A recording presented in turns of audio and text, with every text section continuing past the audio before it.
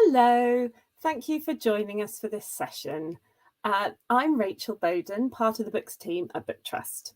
So this session is part of Book Trust Story Sharer Week, when we're celebrating the very many story sharers working with us to bring the magic and power of books and stories to very young children and families in their communities. So far this week, we've had fun sharing videos of your work in action, and we've shown you what goes on behind the scenes at Book Trust. 3 partners so far have won a specially curated mini library. We've got 2 left to give away, so do enter the competition. And we've really loved hearing your views on lots of different topics through our live polls. So for those of you new to our work, Book Trust is the UK's largest reading charity, working with thousands of partners across the UK to support families on their reading journeys.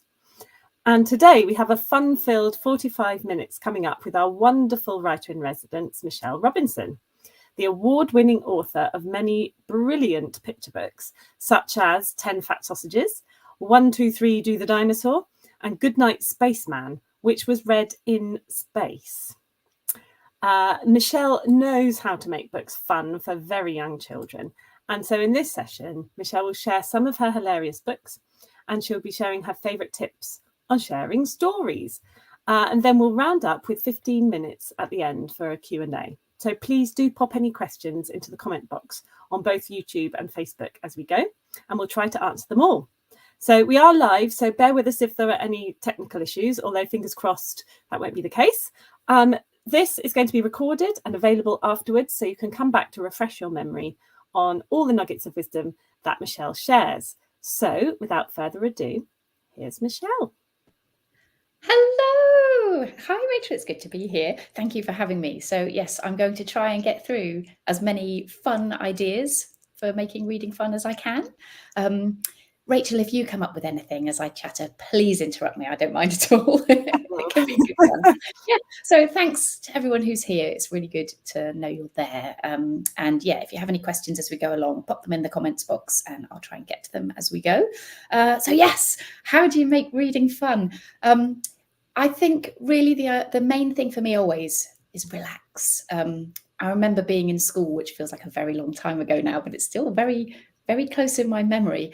Whenever I got to read aloud, I always felt like I was kind of under a spotlight and there was a right way to do it and a wrong way to do it.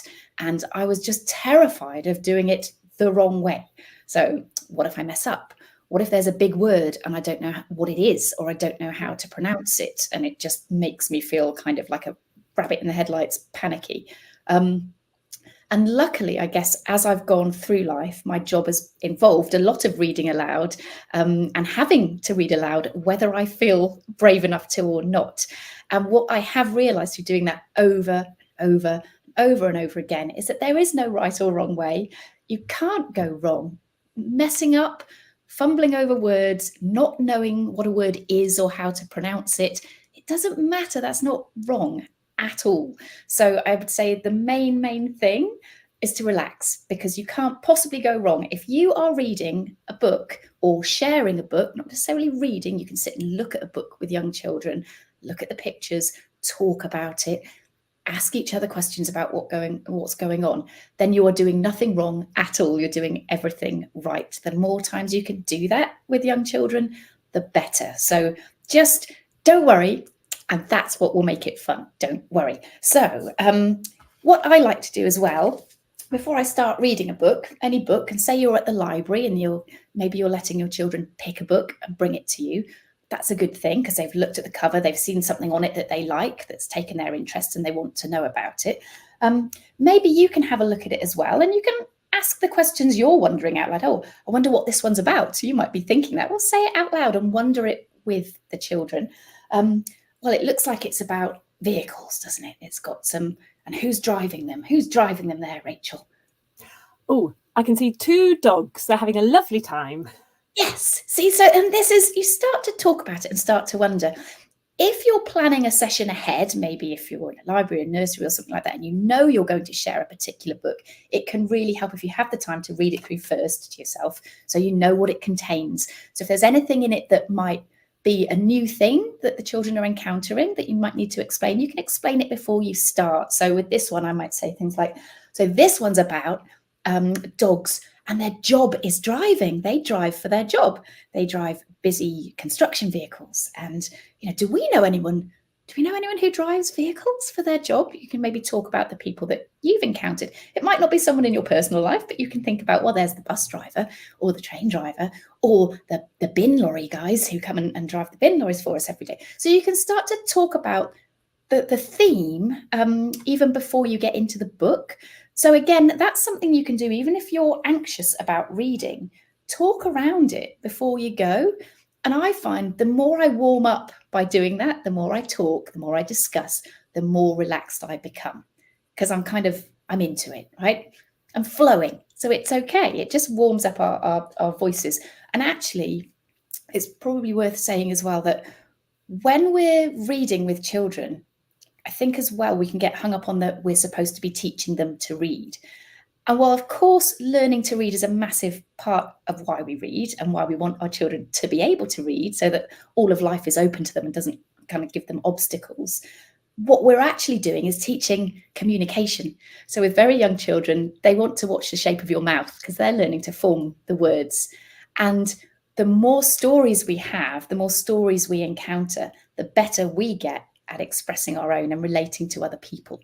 So the more we're using our voices, the more we're brave and saying, well, what do we think this is? Or I'm not sure.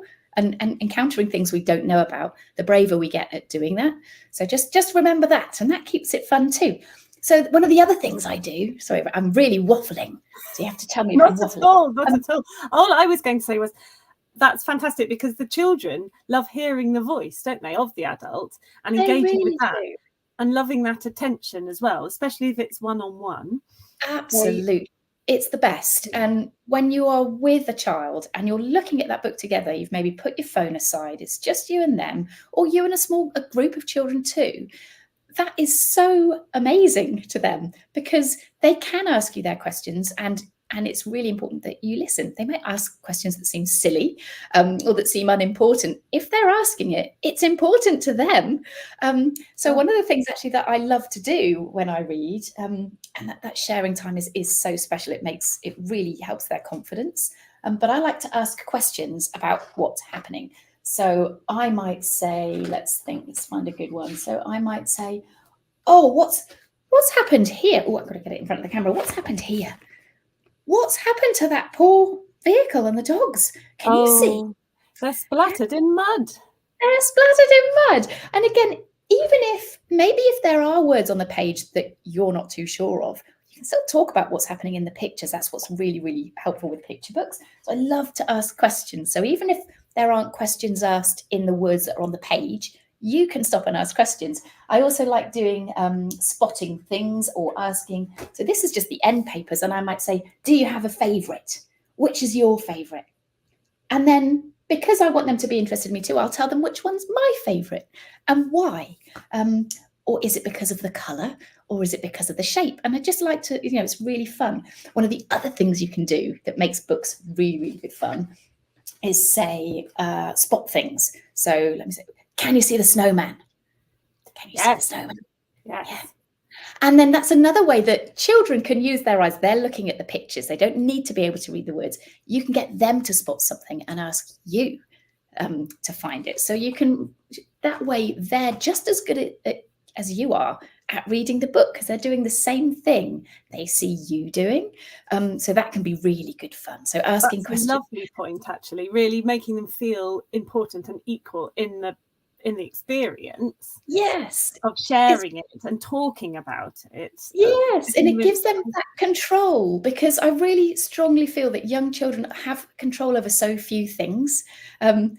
We decide what their dinner is. We decide what they're wearing today. We decide where they're going and when they're going to bed and whether it's a day for a bath or a shower or whatever. They don't get to pick very many things at all. So again, if you're at the library or they're at the bookcase or whatever it is, and they want to pick a book, try really hard just to welcome that choice. It can be hard when they pick the book that you dread or that is full of just words and words and words and you're thinking, I'm tired, do I really have to read all of those words out? Actually, do you know what? No, you don't. You can edit. You can read judging on what's going on in the pictures, but try not to show any kind of disparaging feelings, because they're really sensitive. I'm particularly sensitive. I take anything like that to heart, and I always have done. And if my parents would sigh, I'd think, I'd kind of think, well, I don't want that response from them, so I won't try again. I won't take them a book next time in case they make me feel that way again. So try really hard to welcome the book that they bring you. Or if there's a particular reason, if they've picked up War and Peace, at the library, because that can happen, they can wander off and grab something really inappropriate or just not right, then you can still kind of nudge them in the right direction in a more let's see if we can find one with a cat on it, if cats are their favorite things, or that's nice, but why don't we look for one with a picture of, and go from there. So because the important thing is that they want to do that with you, isn't it? Read it with you. So that part of it is lovely. Absolutely. And the more positive those interactions around books are, so if they see you being positive about books and having a positive experience with them reading, they just want more and more and more of it, which is a good thing. So it's just trying to make sure that those associations with reading, with choosing books, with looking at books are all good ones. So again, making it fun is brilliant. One of the things I love to do that always makes it fun, and particularly if you have kids, maybe if you're losing their attention, or they're trying, they're kind of trying to move on and do something else, and you're thinking, oh, come on, let's at least get to the end of this book. Let's just, maybe you're having a bit of a battle. Get it wrong. So getting it wrong, like you messing up as a grown-up, kids love that. It's something I use quite a lot in my writing. Kids love it when they're smarter than the character in the book. So they like a silly character who's getting things wrong. You might know the book with no pictures, which is just all words, and it makes the grown-up get things wrong as they read, which is kind of fun. And you can do that with any book. So you can say, oh, look at all those beef burgers in the pan. Aren't they? They look good, don't they? And it just makes them stop and think. And it gives them an opportunity in the nicest, most gentle, sweet way to get one over on you. And you can just, mess things up and make fun and play out of that. So I don't know. Look at this sausage. Look, what's he done with his hat? I mean, he hasn't got a hat. And you can say anything just to kind of get their attention back around. You can just be daft. And I think, again, when you can be playful with stories and with storytelling, that's cool. Again, you can change the ending in a book if you want. There's no hard and fast rule. We write these books as authors, and they have very definite words and a beginning and a middle and an end. But once they're in your hands, it's up to you what you do with them. You can change them if you don't like them. You can make up the next story if you want. You can say, I would have preferred it if this had happened, actually. That's okay. Again, there's no rules. And if it makes it more fun to you, that's quite shocking, isn't it? But freeing as well. So you could also put your child's name as the main character, couldn't you? Yes, especially definitely. if they can't read themselves to see that that isn't the case. That would be a delight for a child. We had one book, and I must say it was my book, and I owned it, so it was okay, because sometimes I feel like you're not allowed to write, or you're not allowed to deface books in any way. And there was a white cat in it, and we had at the time a ginger and white cat, so we just coloured this cat on every page. We put the ginger markings on it, so it was our cat. It was our book. It wasn't a library book. We were being good, but it just made it more personable. It was fun, and it was a fun thing to do with the kids, to go through the book and do that. So if it's your book, it's your book. Don't worry about who put the words together, and again, whether there's a right and a wrong. Once it's in your hands, you can choose how the story goes, and you can choose how you use it. You can choose, if you say, I don't think I like the bit that's coming next, let's put it down there and make up a story, like an ending of our own, and act it out. That's absolutely fine. Another thing, I can see a comment here. I'm just going to break a moment before I move on to read it. Emily says it's a good point about welcoming books. Yes, I'm feeling guilty for sneering at that. Yes. Transformers books. I remember I'm guilty of this as well. I remember when my son was little, he kept wanting to. Some relative had given him a Teenage Mutant Ninja Turtles. What do they call them at the end of the year that they do at Christmas? Annual. And it was dreadful. It was really awful. But he loved it. And he loved it because all of his friends were into Teenage Mutant Ninja Turtles, and he had a Teenage Mutant Ninja Turtles t-shirt. It was a horrible book to read aloud because it was all speech bubbles that were saying weird American things and cowabunga dudes and stuff. And I was just like, this is awful. But he loved it. That's the point. It's the one he kept gravitating to. So if I'd say, hey, should we have some time reading stories? That was always the one he picked first. So we'd read a bit of it, we'd look at a bit of it, and then we go, how about this one now? Or I'd kind of bargain with him. So I'll read a bit of your favorite book, and then maybe we'll read a bit of mine. And, it was kind of this playoff, and it made the experience fun because he was sharing the things he loved. And we'd have, the reason to say, why we loved things. So that was cool.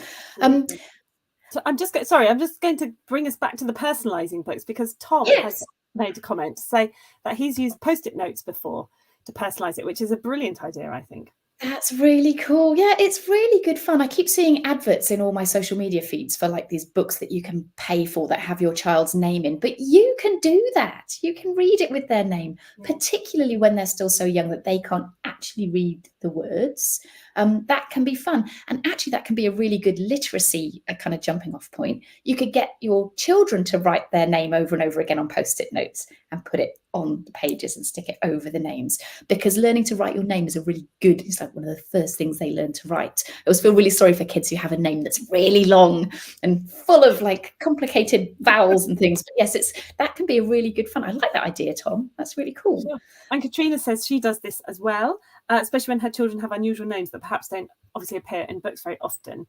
It's very important, to have a new story.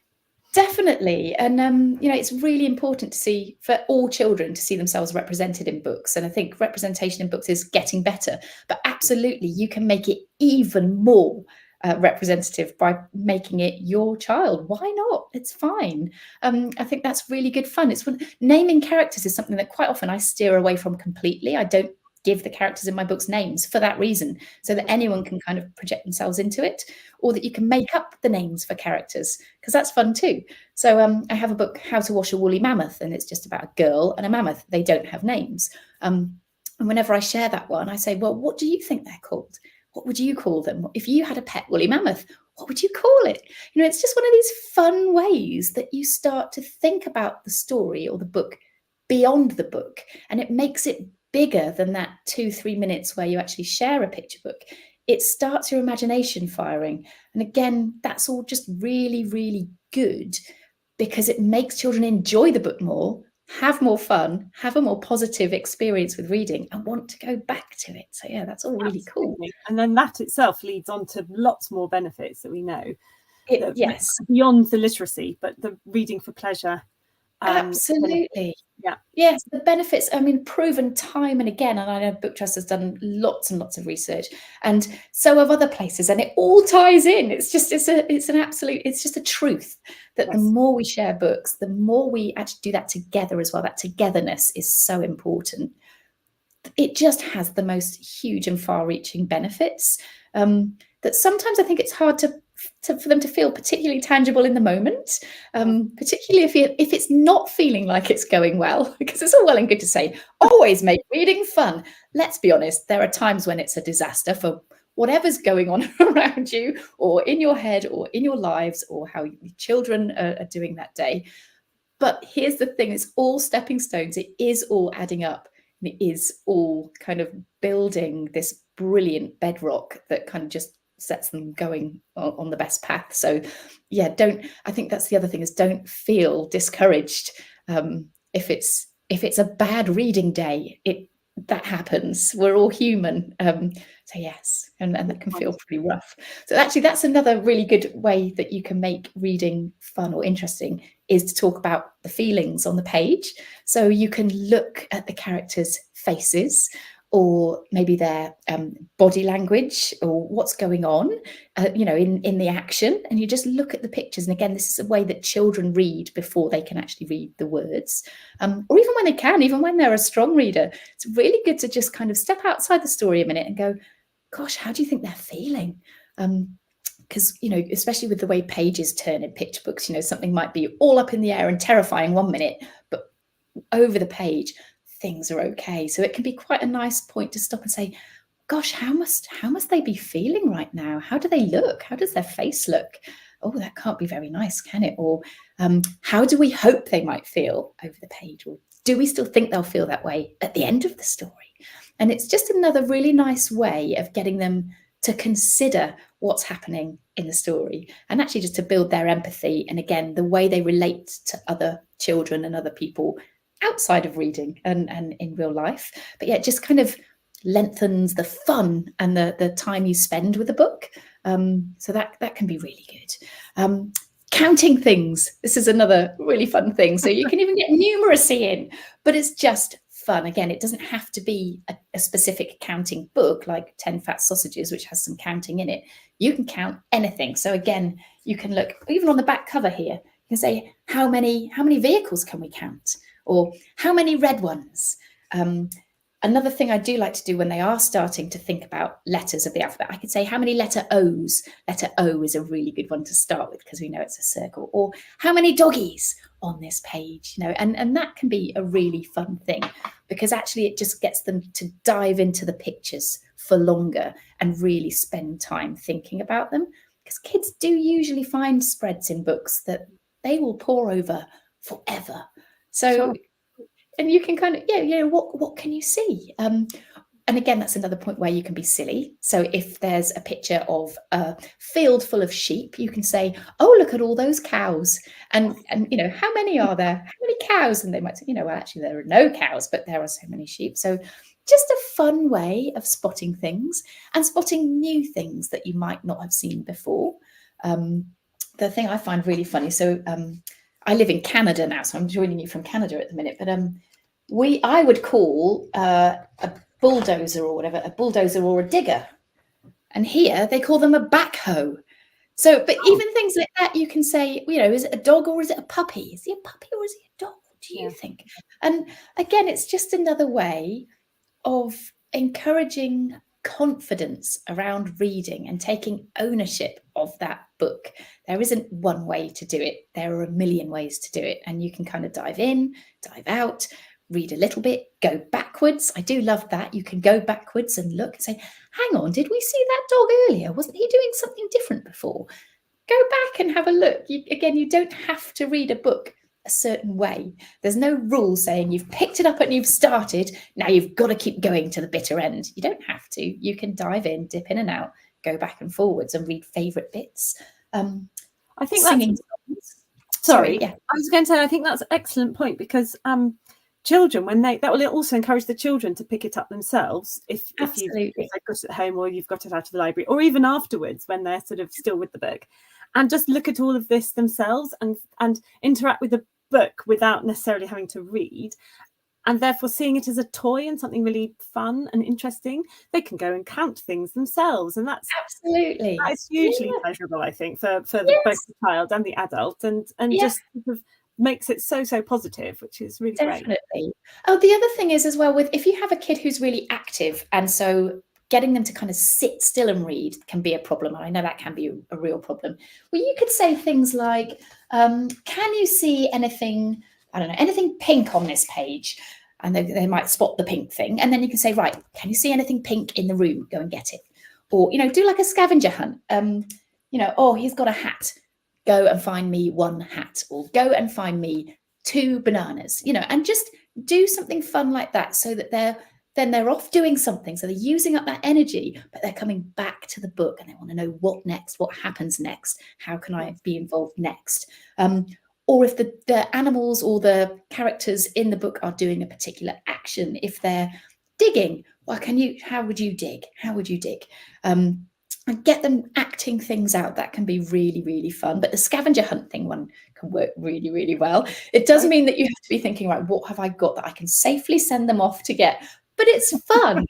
And props are fun too. So again, if you've had time to kind of read the book before you share it, so you've got an idea of what the content is and how you might kind of spin that fun out. I know some people like a story sack, where they'll have particular things in a bag that go with that particular book, and they can pull out cuddly toys or objects that kind of relate to the story. That's really good fun too. But yeah, scavenger hunt is fun. I'm just wondering whether we should look at some. I can see a few more comments, but Yes. we've maybe got to these ones at the end. I'm not sure.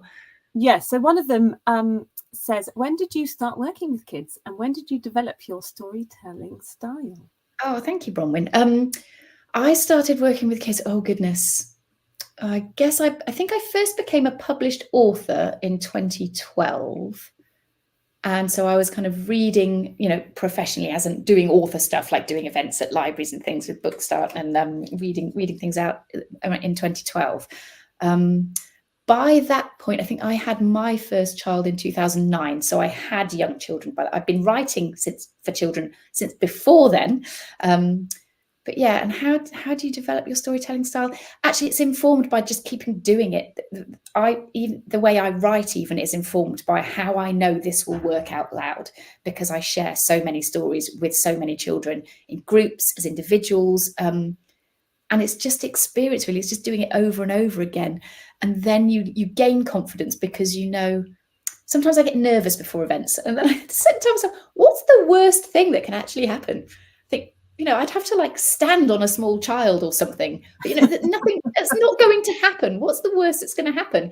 Maybe I trip up over the words. Maybe I accidentally turn 2 pages and forget to read one.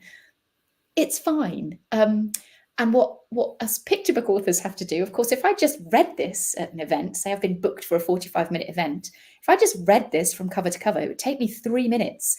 I have to think, how can I make that story involving for 45 minutes? So maybe we're going to look at it a couple of times. Maybe we're going to find a song that we can sing that relates to it with actions.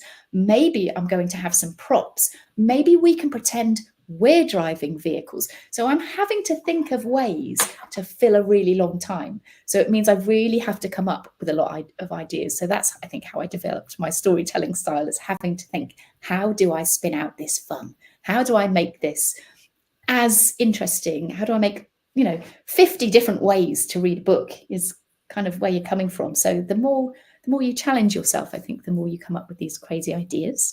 If that makes sense. They're not crazy, they're excellent ideas. And I feel that most of them work for just reading with one child or reading with a group. I mean, you wouldn't want a group rushing off to find bananas and things necessarily, unless you planted them around. And exactly. I guess if you're doing it in that kind of setting, you could still plan something like that, but you'd have to be quite canny in how you did it. Or maybe you'd deliberately say, it's your turn now, can you find me this? And everyone's going to get a go, and you'll all have a different task. So, and how can we help each other when we're doing that? But yeah, of course, you have to pick your moments, don't you? And so, and this is it, whenever I do an event, say in a school or in a nursery or something like that, and I have often a whole assembly hall full of children, and I've planned, I've always planned ahead, and I'll have slides to kind of keep myself roughly on the direction of where I want to go and what things I can do. I've always kind of got something up my sleeve, because you just never know how it's going to go on the day. It depends whether your children have just been fed and they're having a good sugar rush, or whether have they just had playtime and they're actually quite ready to sit down now, or are they restless and really need to get the wriggles out. So I'm always kind of prepared to kind of think about, what's the mood in the room right now?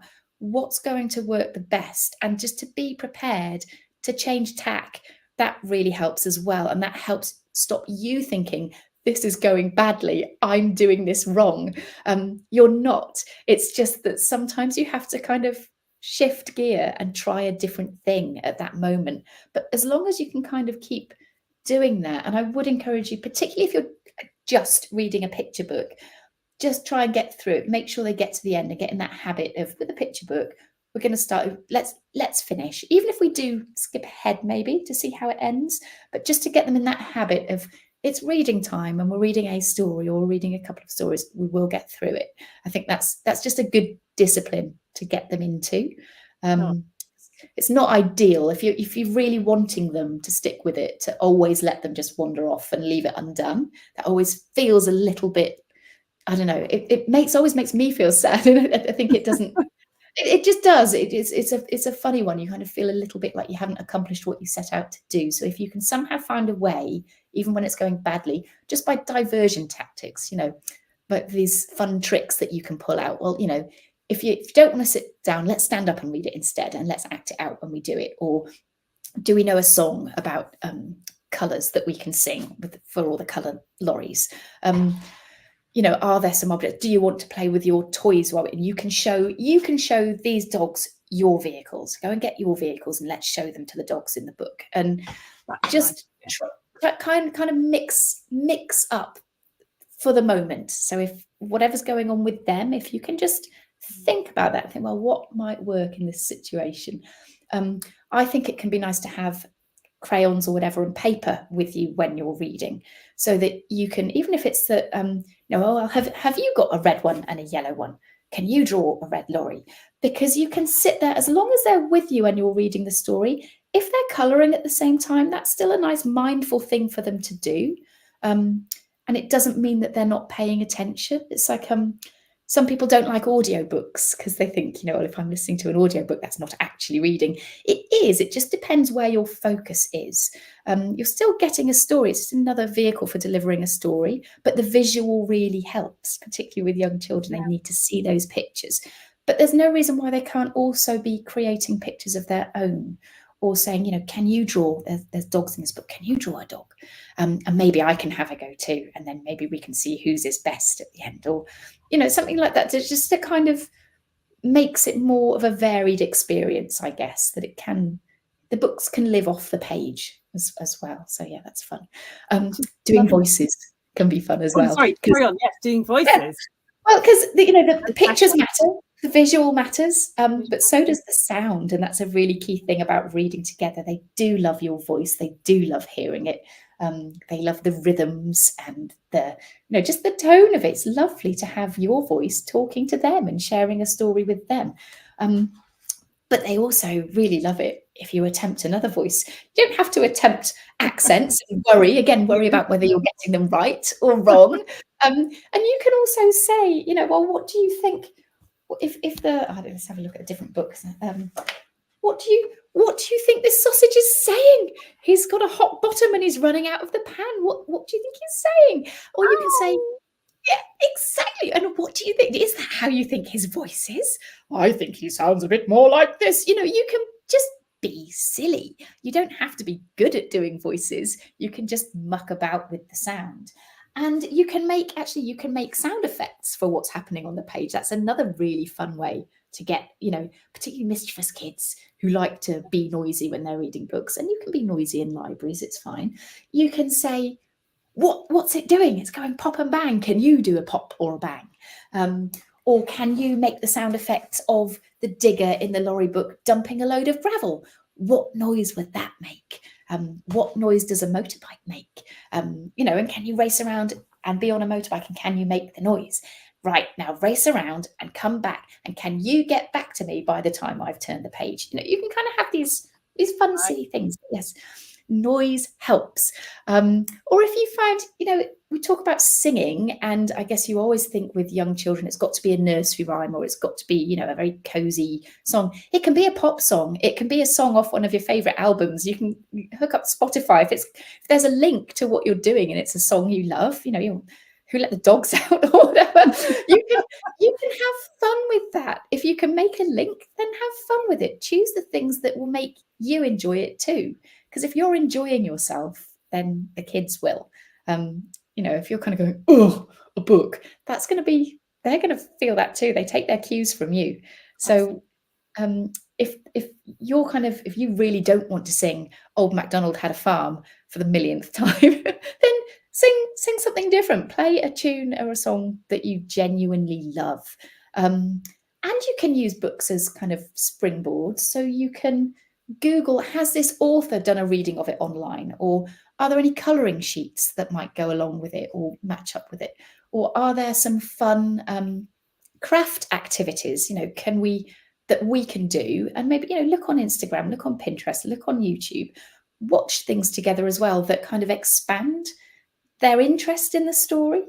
So if the bit that really interests them is dogs, well, you can look up some fun things about dogs, draw dogs, go out for a walk and look for dogs, and then say, let's go and see, when we get back, let's look back at the book and see if any of the dogs in the book are like any of the ones we saw on our walk. Or if it's, if it's the vehicles they like, then focus on something with the vehicles. Well, let's go out, let's see if we can spot what would be, how many of these can we actually spot when we go for our walk? Which ones do you have a toy that looks a bit like? Go and take them and then put them on top, all your little car toys, and we'll see if we've got any spaces. Just, the bit that interests them is the bit that will make them want to do it. It's the same with writing, actually. I have to write about things that I find interesting, or I can't be bothered because it's not fun. It has to be kind of fun and accessible. So yes, just play with it, really. I think that's the main thing. There's no right or wrong. And so I think the more you find ways that work for you and that work for your child or children or groups, the better. Get messy, get active, get silly, and don't worry. Just there are no rules. These aren't rules. These are just suggestions. And if I know, actually, we're running a competition, aren't we, with Book Trust, that if you share your top tip for how you make reading fun, you might win a virtual visit from me and a bundle of my books, which is really cool. So I would visit your home if you homeschool, or if you've got kids at home, or I would visit your nursery or your school and do all this, but in a fun way. I'll read stories and we'll have fun together. It's a really cool competition. Find that on our website, by the way. That competition's on our website with a lovely video of Michelle explaining it. Well, I was going to ask you rather. So there's obviously you've sort of talked about different moods of the children and how they're feeling and so on. So obviously sometimes you want a super fun, jumpy up and down book, and sometimes you might want a quieter book and so on. So but obviously sometimes parents don't, in particular parents and carers, don't have this wealth of knowledge about children's books to their at their fingertips. So where might they start, do you think, in trying to find something? For years, I have been looking at Book Trust's website. Genuinely, it's where I go because it's so well organised, and it's just, the books have been read and thought about in terms of sharing them with young children and what works well. So you can look by, topic, or by age, or by theme. So that is genuinely a wonderful resource. I use it if I want to buy a child a book for Christmas or something, or for a birthday. I always go there. So that's brilliant. You can ask a librarian. Most libraries will have someone who kind of really knows their children's section very well. You can go into a bookshop and ask, if you don't particularly have money for a book. Who has money for anything these days? Oh my goodness. I go to the grocery store and I'm like, how much just for one bag? It's nuts. But you can go to a bookshop and ask, and you can browse, and then you can ask a library to get those books in. There are lots of ways. I remember one glorious day as a child when my primary school, was getting rid of a load of old book stock, and they just left it all outside and said, if anyone wants to take these home, they're free. You're welcome to take a few books. We have to dump them anyway. It was like the most bounteous day. So I would say as well, maybe if you're getting messages home from school or nursery or whatever that your child needs to do more reading, be cheeky and ask, would you be able to lend us any books? Would you mind? Is there anything that we can borrow or have, if there's anything you're getting rid of? I mean, just if they're telling you need to read more, ask the question. You might get lucky. You're right. There are. Sorry, I was just going to say, even better if the child or children consent, get to choose as well, isn't it? I think that's better. It's up to me. Absolutely, yes. And I really do think giving your children that choice, like I said, they get so few things where they're in control. It's not a big concession to make that you let them pick what they're in the mood for, or what they think they're in the mood for, because we all know they might pick a cover for whatever reason, and then actually it's really not what they were hoping. That's, that happens a lot, and that's okay. It's just nice to have that option and say, well, let's try another. Let's see if there's another one that's maybe a little bit, maybe enjoy a bit more. Libraries are a great place for that, because you've got endless choices and endless books, which is just wonderful. But yes, not all books are fun, are they? So you might not particularly be wanting the most fun reading session. You might be reading something that has a more serious topic, or using a book for a particular purpose, but you can still make that experience a positive one. That's what I'd say. And that really starts with just that togetherness. So putting away your phone, making sure that this is a time for reading. It doesn't have to be bedtime. It might be the middle of the morning, middle of the afternoon. It might not be in the house or in the school. It might be out and about. But just kind of making that a particular time where right now we're reading together. And that's what this time is. So as long as it's still a positive experience, of course, it doesn't have to be all singing, all dancing, clowning around. Look at me, aren't I the most wonderful story sharer in the world? You might not be. That's okay. It's just making it positive. Because if your associations with story time and with reading and with books are all good ones, then you've got no reason to not want to do it. You've only got the reason to want to keep going back. So yeah, that's what I'd say about that. Yeah. Great answer. Do we have any more questions from our viewers? Because we've had some lovely comments so far. We have. While we wait to see if there are any more last minute requests for your pearls of wisdom, I was going to ask you what you would say to parents who are kind of a bit unsure about it, who maybe think it's just about for the teachers or for the nursery workers, or so really these are sort of things for our partners to say to those family members who perhaps don't feel that it's their role to do that, it's someone else's. To be fair, actually, sometimes because English isn't their first language, absolutely, they feel like they're a bit daunted by it. Yeah, definitely. I think the key is that it all supports. So wherever those interactions with books are coming from, whether it's at nursery or at home or watching a story time on YouTube or something, all of those things are adding together to form the best, most solid, most brilliant bedrock you can. So it's a little bit from everywhere. And basically, the more of that you can get, the more ways into it you can provide, the better. So I always think of it like I'm a really bad runner, but I try to run. And sometimes I'll run on my treadmill or whatever, and it just goes horribly, and I feel like a sweaty mess who's just rubbish. It's all cumulative, right? It's all making you a stronger runner when it goes badly. It's the same with all your interactions with books. It's all making you a stronger reader, a stronger communicator, a stronger person, so that the things your children encounter in life, not necessarily about books or literacy, but all of the things, they're better able to go into, because reading builds that confidence. Encountering different stories and different characters and different situations through story all helps them build up like a repertoire of experiences that they can call on and solve problems. So it just makes them better at problem solving. So this is what I always think. If you have a big imagination, and we know that reading fun stories, wild stories, stories, the more the better, bigger your imagination grows, right? If you have a big imagination and I throw a problem at you, and your imagination is going, you can come up with a ton of ways of solving that problem because your imagination is strong. So that means that when you get kind of confronted with problems in your life, you're more able to cope with them.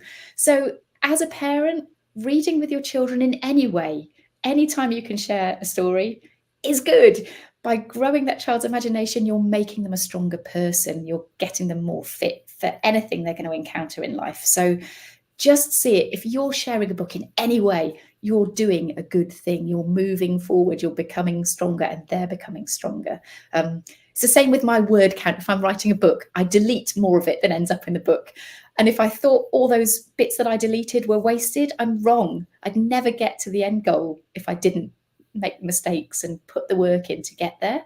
So anytime you read with your children, you encourage them to read, you back up what's going on at nursery or whatever with a bit of book time yourself, that's just all good. It just adds to that muscle that they're kind of building for life. So yeah, it's all good. That's why there is no wrong, because it's all positive. So yeah, that's what I'd say. Well, and very well said. Thank you. I banged on a bit there, didn't I? But I feel very passionately, because it's true.